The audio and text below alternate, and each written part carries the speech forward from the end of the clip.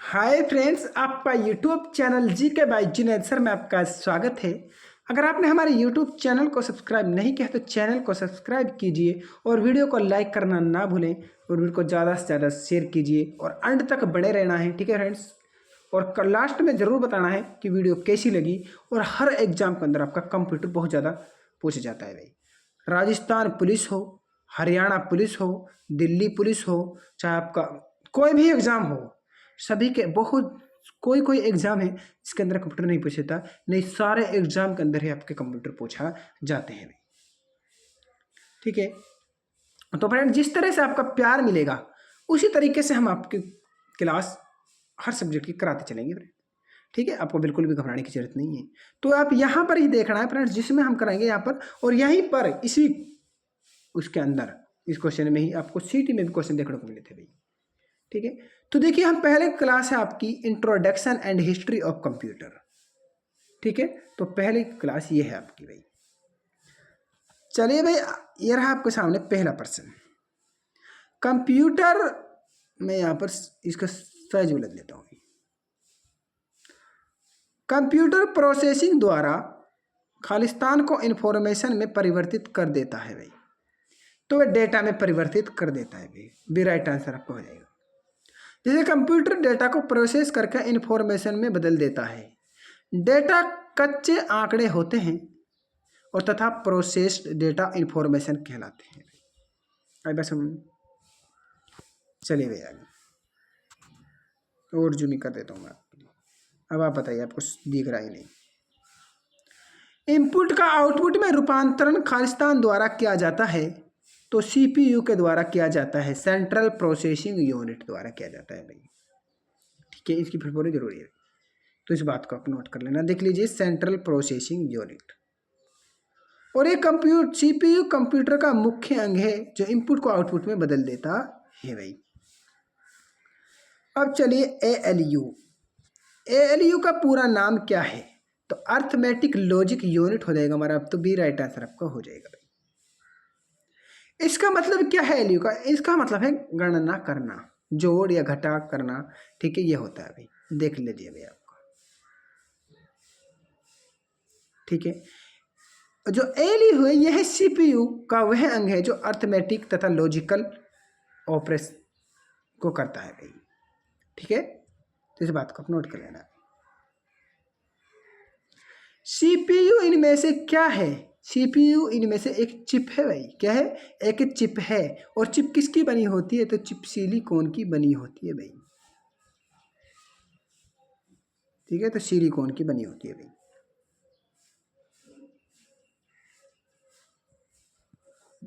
Computer का दिमाग कहलाता है तो सीपीयू कहलाता है, सेंट्रल प्रोसेसिंग यूनिट कहलाता है भाई, ठीक है। तो चलिए हम यहाँ पर अगले प्रश्न पर चलते हैं।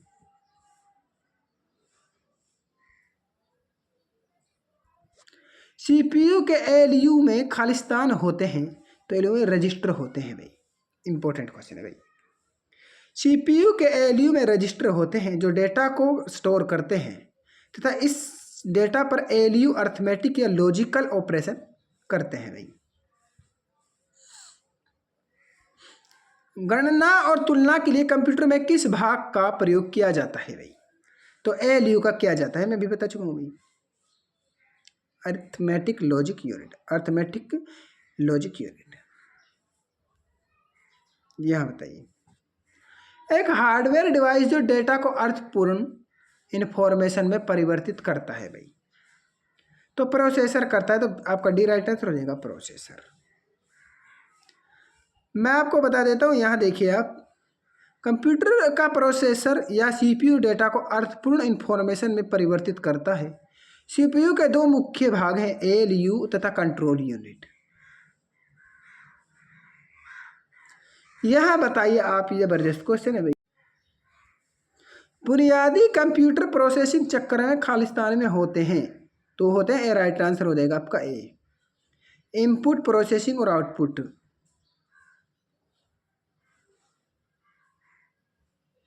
चलिए आगे। प्रोसेसर के मुख्य तीन भाग हैं, एएलयू, सीयू, रजिस्टर। तो ये यहां पर हो जाएगा भाई, ए राइट आंसर। देखिए कंप्यूटर के सीपीयू में एलयू तथा सीयू, ठीक है, के साथ रजिस्टर भी होते हैं जो बहुत ही थोड़े से डेटा को स्टोर कर सकते हैं भाई। इनकी फुल फॉर्म भी करा देंगे, टेंशन मिल गया। सीपीयू सीपीयू और आईओ के बीच सिग्नलों के मूवमेंट को कौन नियंत्रित करता है, मतलब कौन कंट्रोल करता है, तो कंट्रोल यूनिट करता है। सीयू सीयू है जो, इसको ही हम कंट्रोल यूनिट बोलते हैं। चलिए आगे। सीपीयू में कंट्रोल मेमोरी तथा यूनिट होती है, तो अर्थमेटिक तथा लॉजिक यूनिट होती है भाई। गीगो का पूर्ण रूप बताइए, तो garbage in garbage out, garbage in garbage out हो जाएगा इसका पूर्ण रूप। चलिए भाई, गीगो शब्द किससे संबंध है, तो एक्यूरेसी से संबंध है गीगो शब्द। ए राइट आंसर आपका हो जाएगा। गीगो शब्द जो ये कंप्यूटर की एक्यूरेसी से संबंधित टर्म है, जो यह बताती है कि कंप्यूटर को गलत या गार्बेज इनपुट देने पर कंप्यूटर गलत या गार्बेज आउटपुट ही देगा भाई। कंप्यूटर में अधिकांश प्रोसेसिंग खालिस्तान में होती है, तो होती है सीपीयू में होती है। किस में होती है, तो सीपीयू में होती है। कंप्यूटर निम्नलिखित में से कौन सा कार्य नहीं करता, तो अंडरस्टैंडिंग का कार्य नहीं करता। बहुत बार एग्जाम में पूछा गया क्वेश्चन है भाई, बहुत बार पूछा गया। प्रोसेसिंग, कंट्रोल, आउटपुटिंग सब सारे कार्य करते हैं, लेकिन अंडरस्टैंडिंग का कार्य कंप्यूटर नहीं करता है भाई। इस बात को आप नोट कर सकते हैं भाई।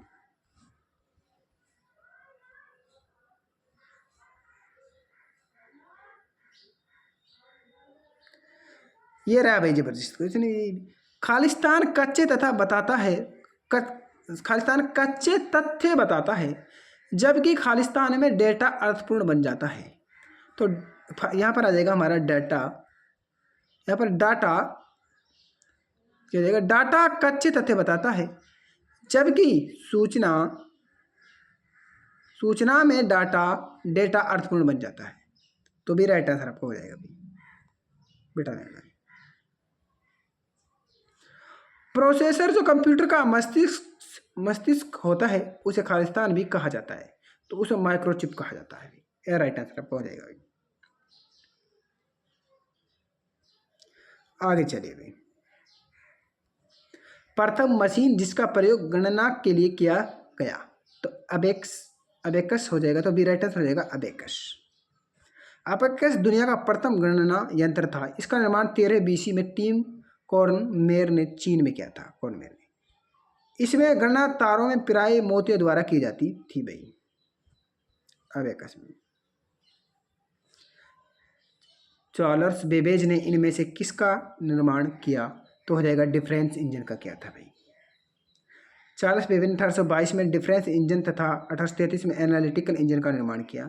बाद में इन्हीं मशीनों के मॉडल पर कंप्यूटर बना, इसलिए उन्हें कंप्यूटर का जन्मदाता भी कहा जाता है भाई।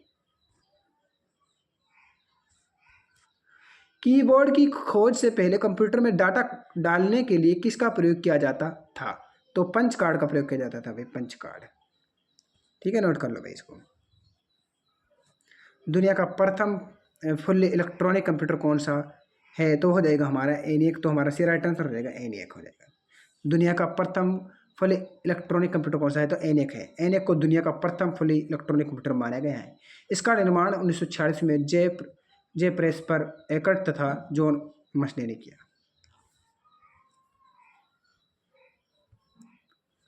व्यापारिक तौर पर उपलब्ध पहला कंप्यूटर इनमें से कौन सा है, तो हो जाएगा हमारा यूनिवैक। तो ए राइट आंसर हमारा हो जाएगा भाई। देखिए यहाँ पर आप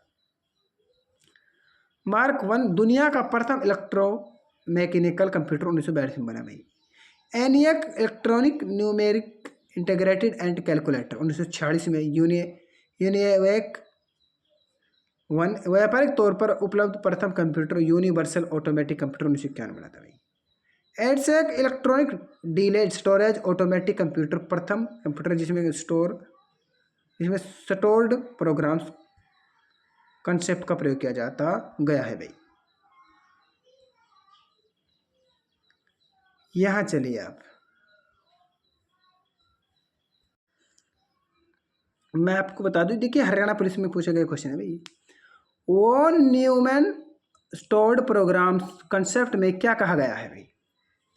तो प्रोसेसिंग से पूर्व मतलब पहले डाटा तथा निर्देशों को कंप्यूटर में स्टोर रखना, तो सी राइट आंसर आपको हो जाएगा बिल्कुल। एनियक में इलेक्ट्रॉनिक उपकरण के रूप में इस्तेमाल किया गया था, तो हो जाएगा निर्वात नलियों का, तो भी राइट आंसर आपको हो जाएगा भाई। ये थोड़ा जूमिंग किया है, ठीक है, इसलिए जूमिंग करते थोड़ा सा फंसता है, आपको मालूम है बात। ब्लेज पास्कल ने पोस्कलिन नामक उपकरण का आविष्कार किया था, तो वो 1642 में किया था भाई, ठीक है, पोस्कलिन या पास्कलिन का आविष्कार। यहाँ चलिए आप, कंप्यूटर का बुद्धिमत्ता IQ स्तर होता है, तो 0 होता है। कंप्यूटर के जो बुद्धिमत्ता IQ जो स्तर होता है वो 0 होता है। कंप्यूटर हर कार्य उसे दिए गए निर्देशों के अनुसार करता है, वह अपने स्तर पर कोई भी निर्णय लेने में असक्षम है, इसलिए कंप्यूटर का बुद्धिमत्ता स्तर 0 है भाई। IQ उसका क्या है, 0 है। दुनिया का प्रथम प्रोग्रामर होने का श्रेय जाता है, तो वह जाता है एडा ऑगस्टा को जाता है, तो सी राइट आंसर आपका हो जाएगा। इस बात को आपको नोट कर लेना है, ठीक है। एडा, देखिए यहाँ पर देखिए, लेडी एडा ऑगस्टा लवलेस ने 1833 में चार्ल्स बेबेज द्वारा निर्मित एनालिटिकल इंजन के लिए प्रथम प्रोग्राम लिखा, इसलिए इन्हें दुनिया की प्रथम प्रोग्रामर तथा मदर ऑफ कंप्यूटर भी कहा जाता है भाई, ठीक है, लेडी एडा ऑगस्टा को। ये इंपॉर्टेंट है, इसलिए मैंने देखा थोड़ा सा भी डिटेल करवाई थी भाई। प्रथम इलेक्ट्रोमैकेनिकल कंप्यूटर का आविष्कार किसने किया, तो हमारा H. आइकन ने किया था भाई, ठीक है। तो इस बात को आप नोट कर लेना। देखिए मैं आपको बता दूं, हार्वर्ड यूनिवर्सिटी के H. आइकन ने 1642 में प्रथम इलेक्ट्रोमैकेनिकल कंप्यूटर का आविष्कार किया। इसमें मैकेनिकल पार्ट्स जैसे गियर, सॉफ्ट आदि का प्रयोग किया गया था भाई। इस बात को आप नोट कर सकते हो भाई। ये बताइए, देखिए ABC कंप्यूटर किस वर्ष में बना था, तो ये बना था हमारा 1937 में बना था। इस बात को नोट कर सकते हो भाई। आगे चलिए, तो इसका राइट आंसर C हो जाएगा, B हो जाएगा, ठीक है, B। चलिए भाई, ABC हो गया। अब यहाँ पर चलिए आगे चलते हैं। ये रहा आपके सामने अगला प्रश्न भाई। IC मतलब इंटीग्रेटेड सर्किट चिप, IC, ठीक है। IC इंटीग्रेटेड सर्किट चिप का प्रयोग किस पीढ़ी के कंप्यूटर में किया गया भाई। IC चिप का प्रयोग है जो, ठीक है, इसका प्रयोग किस पीढ़ी में किया गया, तो तीसरी पीढ़ी में किया गया, मतलब तृतीय पीढ़ी में किया गया। इस बात को आप नोट कर सकते हो भाई। देखिए IC की खोज मतलब इंटीग्रेटेड की खोज जैक किल्बी तथा रॉबर्ट नॉइस ने 1959 में की थी भाई। बाद में इसका प्रयोग कंप्यूटर के मुख्य भाग के रूप में शुरू हुआ था भाई। चलिए आगे चलिए, इनमें से कौन सा कंप्यूटर प्रथम पीढ़ी का नहीं है, तो हमारा कौन सा नहीं है, तो हमारा D राइट आंसर आपको हो जाएगा। पेंटियम नहीं है, पेंटियम कंप्यूटर नहीं है। पांचवी पीढ़ी के कंप्यूटर हैं, अन्य सभी प्रथम पीढ़ी के, क्योंकि पेंटियम कंप्यूटर में ULSI तकनीक का प्रयोग किया गया है भाई, ठीक है, ये बात को नोट कर लेना है। दूसरी पीढ़ी के कंप्यूटर में किस इलेक्ट्रॉनिक तकनीक का मुख्य रूप से प्रयोग किया गया, तो ट्रांजिस्टर का प्रयोग किया गया था भाई। ट्रांजिस्टर की खोज 1947 में, ठीक है, AT&T बेल लैब में जॉन बार्डीन और विलियम शॉकले ने की। बाद में इसका प्रयोग दूसरी पीढ़ी के कंप्यूटरों में हुआ भाई। माइक्रो प्रोसेसर का प्रयोग किस पीढ़ी में आरंभ हुआ, मतलब शुरू हुआ, तो चौथी पीढ़ी में हुआ था भाई। चौथी पीढ़ी मतलब माइक्रो प्रोसेसर की खोज 1971 में फेडेरिक फागिन, मार्शियन हॉफ, स्टैनली मजोर तथा मासातोशी शिमा ने किया था भाई। इन्होंने दुनिया का पहला माइक्रो प्रोसेसर इंटेल 404 बनाया था भाई। पांचवी पीढ़ी के कंप्यूटरों में किस तकनीक का प्रयोग किया गया, तो हमारे ULSI का प्रयोग किया गया, तो मैं भी बताया था भैया, ठीक है। तो इसका मतलब होता है U से अल्ट्रा, L से लार्ज, S से स्केल, I से इंटीग्रेशन, तो इसकी पी फुल फॉर्म हो जाएगी। ठीक है, अल्ट्रा लार्ज स्केल इंटीग्रेशन। आगे चलिए, किस पीढ़ी के कंप्यूटरों में पहली बार इनपुट के लिए कीबोर्ड तथा आउटपुट के लिए मॉनिटर का प्रयोग किया गया? तो तीसरी पीढ़ी में किया गया। तो सी राइट आंसर होगा तीसरी पीढ़ी में। पहला ऑपरेटिंग सिस्टम किस पीढ़ी में आया? तो दूसरी पीढ़ी में आया था भाई। इसका राइट आंसर आप बताइए। देखिए फ्रेंड्स, आर्टिफिशियल इंटेलिजेंस के जन्मदाता कौन है, ये हम करा चुके हैं आपके लिए। जॉन मैकार्थी है। तो हमारा सी राइट आंसर हो जाएगा जॉन मैकार्थी। देखिए, हम आपके लिए वेल्थ के क्वेश्चन एक भी नहीं कराएंगे, ये बात हमारी गारंटी है भाई। आईसी बनाने में किसका प्रयोग होता है? तो सिलिकॉन का प्रयोग होता है, मैं बता चुका हूँ, इंटीग्रेटेड नहीं इसका मतलब। और मैं आपको बताऊं, बेंगलोर को सिलिकॉन सिटी भी कहा जाता है। बेंगलोर को सिलिकॉन सिटी। बेंगलोर में आईसी का प्रयोग निर्माण ज़्यादातर बेंगलोर में किया जाता है, इसलिए ये बताइए आप। VLSI very large scale integrate तकनीक का प्रयोग किस पीढ़ी में हुआ? तो चौथी पीढ़ी में हुआ था भाई। ठीक है, तो चौथी पीढ़ी में हुआ था भाई, इस बात को ध्यान रख लेना है। चलिए भाई आगे, इसको कम जूमिंग करना होगा। यस, मशीनी भाषा का प्रयोग किस पीढ़ी के कंप्यूटरों में हुआ? तो हुआ था पहली पीढ़ी में हुआ था भाई। आर्टिफिशियल इंटेलिजेंस का प्रयोग किस पीढ़ी में हुआ? तो हुआ था हमारी पांचवी पीढ़ी में हुआ था भाई। कौन सी पीढ़ी में? पांचवी पीढ़ी में हुआ था। लैपटॉप इनमें से क्या है?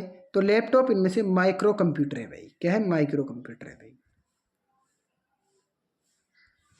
कंप्यूटर की गति नापने की यूनिट कौन सी है? तो हमारा MIPS है भाई। सी राइट आंसर है आपका। भारत में सुपर कंप्यूटर के जन्मदाता तो विजय पांडुरंग भाटकर थे भाई। सी राइट बी राइट आंसर हो जाएगा आपका।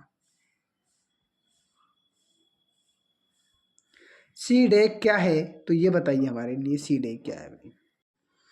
देखिए, आप सभी को पता है C DAC centre for development of advance computer है भाई। ए राइट आंसर आपको हो जाएगा भाई। चलिए आगे चलते हैं हम। सी डेक हो गया, 1988 में शुरू हुआ था सी डेक। ठीक है, सी डेक का हेडक्वार्टर जो पुणे के अंदर है भाई।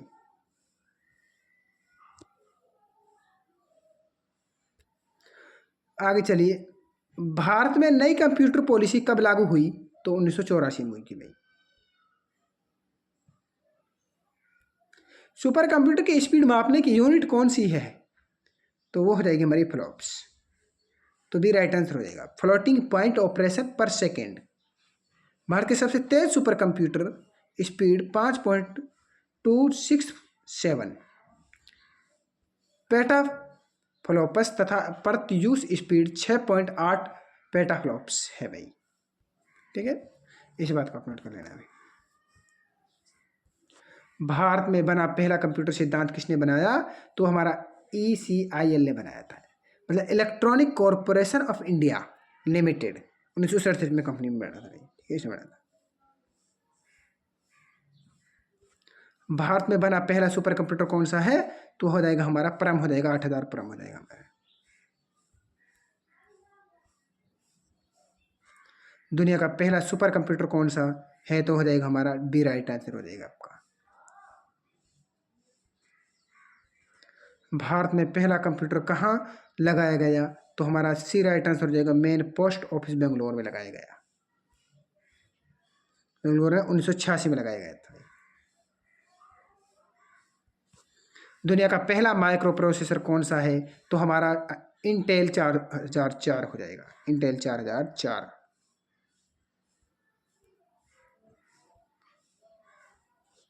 दुनिया का पहला माइक्रो प्रोसेसर कौन सा है? तो ये मैं हम करा चुके हैं अभी, 4004 डी राइट आंसर हो जाएगा इसमें।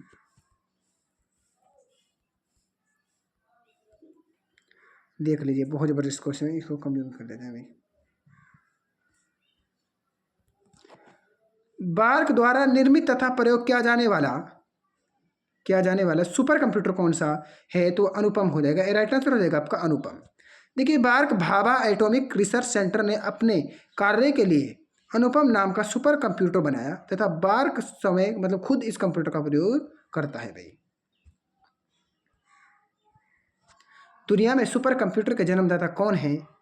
तो हमारा बी राइट आंसर हो जाएगा, सेमोर क्रे हो जाएंगे बी।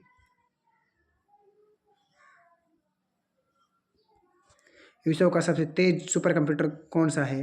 तो हमारा हो जाएगा, तो जल्दी से बताइए, सुमित हो जाएगा। ये दुनिया का सबसे तेज सुपर कंप्यूटर है भाई, सुमित कंप्यूटर है भाई। परंतु नवंबर 2020 में फुगाकू नाम से जापान ने दुनिया का सबसे तेज कंप्यूटर बनाया है। सुमित को IBM ने बनाया था भाई। सुमित किसने बनाया? IBM ने बनाया है।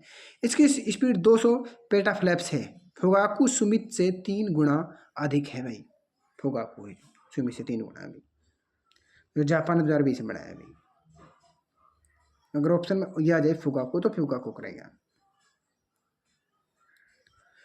प्रत्यूष तथा मिहिर की स्पीड क्या है? तो हमारा 6 से 7 पेटाफ्लैप्स है भाई। तो सी राइट आंसर आपको हो जाएगा। ठीक है,